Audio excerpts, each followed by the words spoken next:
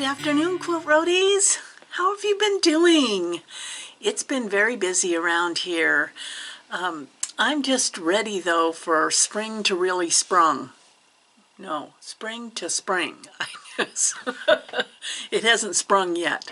Okay. Maybe I need to go back to school. But I have been working hard in the beehive, and I wanted to share a little bit with you. But first, I just wanted to check in how you were doing. Does springtime feel like you want to get your quilting? I mean, what season is your quilting season? I have to say that all seasons bring the quilter out in me, but I do in the summer find that I have to consciously make time because I just want to be outside. The spring around here, we still have quite a bit of rain, and boy, is California getting drenched. We did have our moments here this last month, but right now it is typical northwest weather, which means a little bit of sunshine, a little bit of rain, some clouds, some blue sky, a little bit of everything. And but I don't know, I just love it though. I just love it. So I have been working hard. Well, I guess I have to explain working hard. I don't, my process for quilting is not to sit down and actually get a project out and start working on it and then step one, step two, step three. No, for this ADHD brain, it's like 1 to 100 for 5 minutes for whatever reason. It's like last night we were watching TV and I was cross-stitching, and I suddenly my watch told me I had been sitting too long. I know, naggy watch. And so I got up, and then I came in the beehive. I cut out a project, a little project, pinned it, and then went back to watch some more TV. And then this morning, I came in here and sewed that little project, and then stopped and then went and ran errands. And it's, for me, it's a lot of hyper-focus moments, but I don't know, I just enjoy the process, and I'm always so tickled when I get something done. So what I was working on last night and this morning was this. I had embroidered this. I'd shown you this before. This is the Raspberry Rabbit Michelle. She is such a fabulous embroiderer and designer, and I had bought this as a kit. And it came with the fabric that was already pre-printed, and then the thread. And her name is Michelle May, the Raspberry Rabbit, because she really has rabbits as pets in her house. And I had, when I first bought it last year, I think it was a year ago, I immediately was like in love. I embroidered the whole thing, and then it sat. And then I realized, oh, it's February. I would like to get that done for a display for Valentine's Day. And so that's what happened like 15 minutes last night and an hour today. And so here is my little pillow. Isn't it adorable? I mean, and she gives you step by step how to embroider different things that she's embroidered. I love her roses. I love her roses.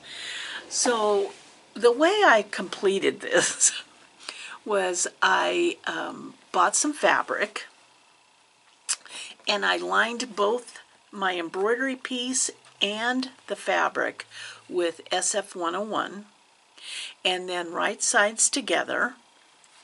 I then cut it out with like a little under a 1/4 inch seam. I eyeballed it. I know there's probably some of you cringing, but my process is never exact.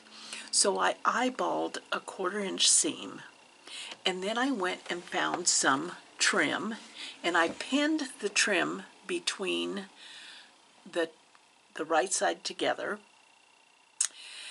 and then I sewed it with a zipper foot on my sewing machine. So with the right sides together, I sewed this all. And then I split the back and turned it inside out and stuffed it with just regular polyfill.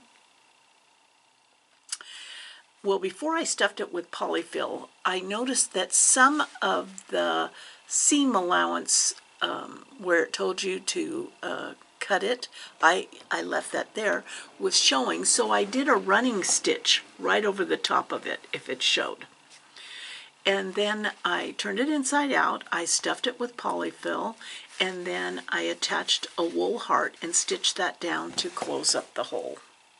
And now I have this very, very lovely, lovely little heart pillow all done. Yeah. Quite smug I am. Also, we need to talk about this project. I showed this to you before, the Dancing Bee Pillow. I bought this at Pioneer Quilts here in Portland, Oregon. And it was made, if you notice, it was made as a pillow with a dark border, and then you'd have to create your own pillow form. But when I got it done, I started looking at it, and it would be a long vertical pillow. Yeah, that's okay. But I fell in love. I have a nice little stack of bee fabric, and I fell in love with, I kind of pulled it all out and laid it down, and I fell in love with this combination, and so I thought, I'm not going to make a pillow out of it. I'm going to make a small wall hanging, because I just loved the fabrics that I had. So let me show you what I did.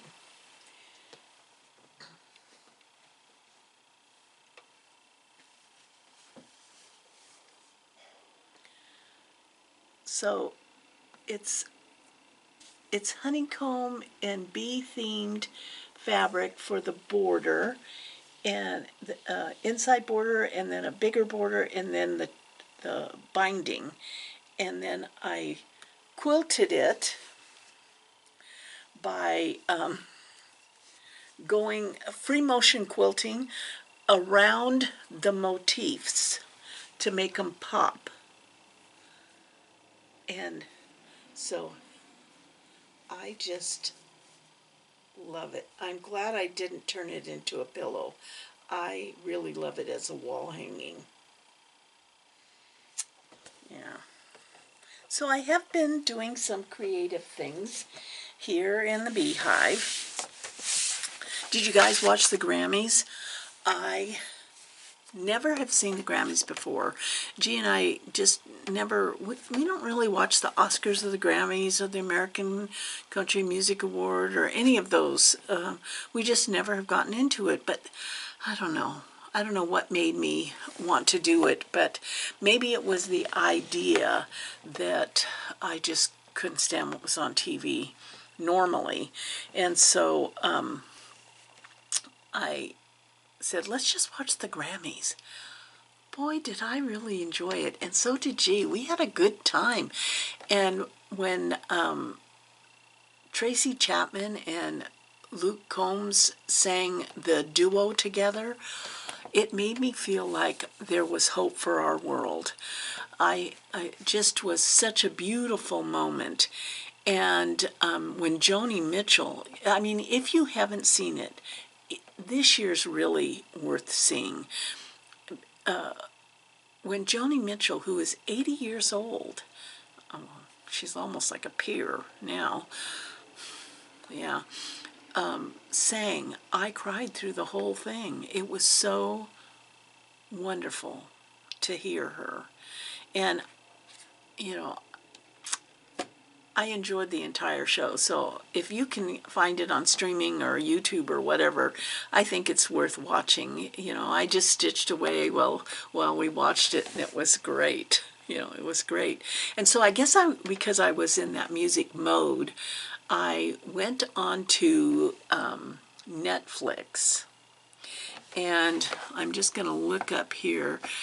It was The Greatest Night of Pop, and it was the creation of We Are the World fundraiser. And that documentary was not only eye-opening, it was entertaining, because when you think that they had to bring all those big singers, famous singers together in one room, and there was a sign at the door that said, check your ego at the door. One of the things that stood out for me was no matter how talented or famous a person is, there is still a part of you that is that little boy or little girl. And it was interesting, like, to see Bruce Springsteen look so nervous, and everyone was like really, they were kind of not sure. Here they're all absolutely fantastic singers in their own right, and famous, and have fans, and yet in a collective like that where they're singing one song, it was just it was a great documentary to watch. So I would highly recommend that. G often says to me that one of the things that he likes to watch, since we're talking about things to watch, on YouTube he watches a lot of Adam Savage. He is industrial light and magic. He did, I think he did like Sesame Street, and he did all kinds of stuff. But he has a YouTube channel that is in his workshop where he creates. And he had an episode that was called Post-Death Plan. Because someone, it's like when you have a YouTube channel, people write and ask you questions about what you're talking about, or what your thoughts are on certain things. And he has this extraordinary workshop where he creates all these dimensional mechanical things. And someone had written if he had a post-death plan for the stuff in his workshop. And it made me think, as we all do, what's going to happen to all my stuff? And I say, why am I worrying about it now? Why am I keeping myself from learning something new, or creating, or not indulging in a new project because I'm worried about what I'm going to do with it afterwards? Now, yes, there are certain things that I will tell my family, don't just take this to Goodwill.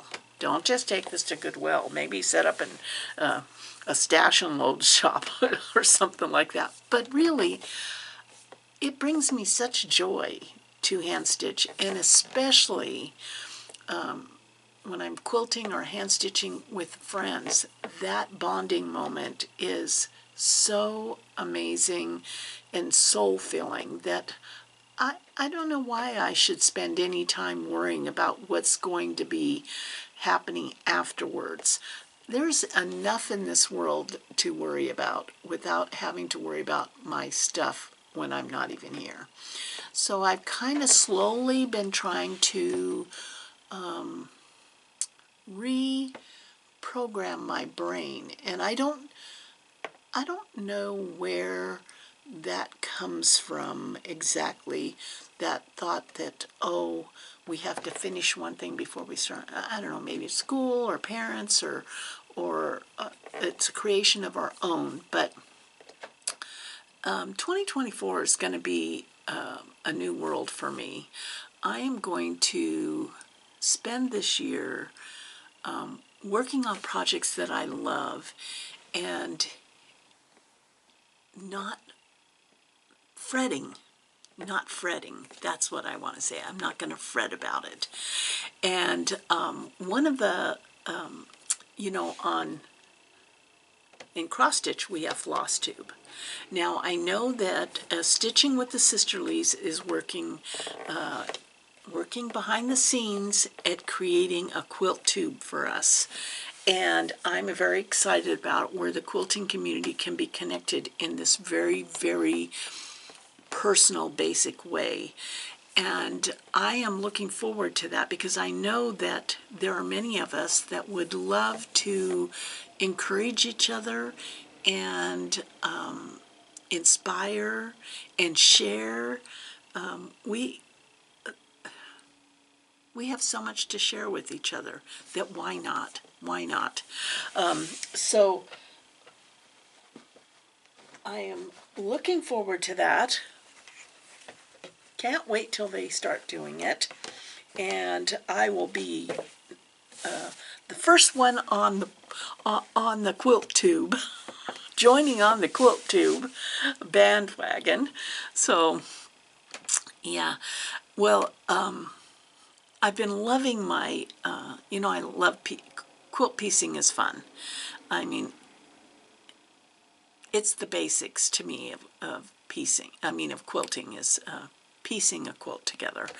But embroidery is just a real love of mine. And at the Grammys, they showed Lionel Richie. He had hosted the Grammys one year and he won a ton of awards, but his jacket had this beautiful embroidery on it. Oh, it was stunning. And I'm gonna look at some of my clothing as a place to just put a little bit of embroidery here or there to make it just mine, make it more personalized. But I did get my February. This was the Kathy Schmitz. I'm doing the pillow, and it's already pre-printed, and then you embroider it with the called for thread if you want, or you could do it with some other thread, but I am using the Valdani call for thread. And she does have YouTube instructions or stitch alongs that you can go on to. But this was set up by her to do one motif a month. And so I just finished the February motif right here. And you can tell by having seen the January and the February one that it just gives it more dimension than the printed. But it's all printed on here, ready for you to stitch.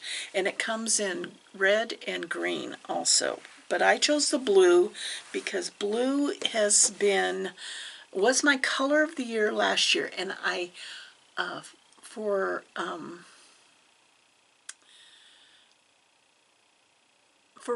reasons that I don't fully understand, I couldn't give up blue, which is my least favorite color. I know many of you who are blue color lovers are going, how could you not like blue? It's never been my favorite color. It's my smallest fabric stack, but last year and this year, I'm all about the blue. Well, I can't wait till March though, because look at March. It's a bee. Yeah. And I like that it's something that is small, easy to get done in a month. Easy to get done in a month. Yeah, so I have those two things. And then, oh, I know what I was going to tell you. So on in cross stitch, which I'm very much involved in, there one of the floss tubes that I am a fan of is the Pink Stitchers, and it's a mother and two daughters. Just it's a lovely, lovely. Even if you don't cross stitch, you want to go watch it because they do do stitching and knitting. I'm probably one of the few that has two separate channels just to make myself work harder.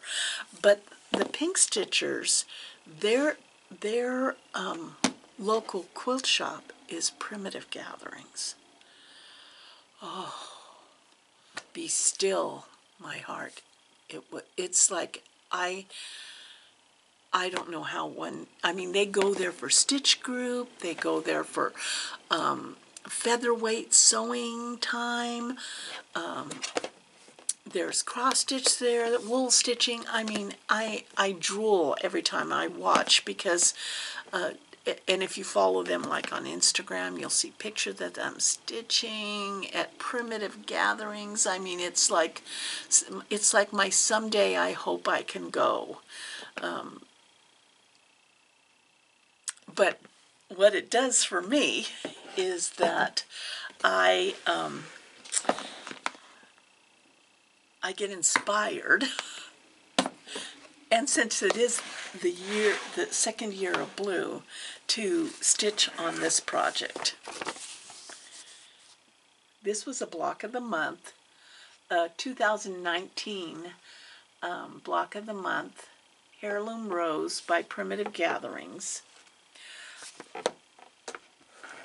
which is quite interesting because in 2019, this definitely would not have been my colorway. I was more into the Civil War colors, but when I saw this, I knew I had to have it. And by watching the Pink Stitchers, which you can subscribe to them and watch them, you don't have to be a cross stitcher because they do all kinds of other things too. It makes me want to get these blocks done. So I had them on the wall. It's just so pretty. Look at that. Isn't that gorgeous? I'm quite proud of these, if you didn't know. I'm quite proud of these. So my goal this year is actually to finish this.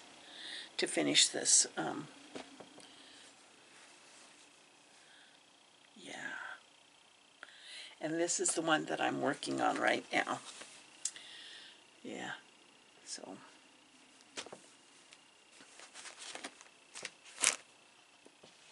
And it was a block of the month, and I bought the fabrics and the threads, so it's always ready to go. It's always ready to go. Yeah, so I've been talking to Cheryl of Stitching with the Sisterlies, and hopefully we'll be able to all do a Zoom stitch all together. I'm nagging her to start something like that because I'm ready. I'm ready. I don't know about you, but I'm all ready. Books? Okay, we'll just do books, and then I'll let you go. Okay, so let me go onto my phone here and go to my books. So right now I am reading a new, it's not a new book, it's an old book. In fact, the author has since passed away, but it is filled with wisdom and knowledge and history. And it's Viktor Frankl, Man's Search for Meaning. I have now jumped momentarily off of the fiction and gone back to my first love, which is a book that really gives me some meat of learning. And it's a beautiful book in a different kind of way, but it is a nonfiction book. So I'm reading that one currently, and yeah, so that's where I'm at right now.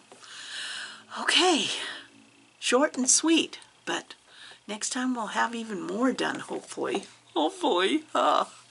Okay, you guys all take care. Love you guys. Keep quilting and don't judge yourself.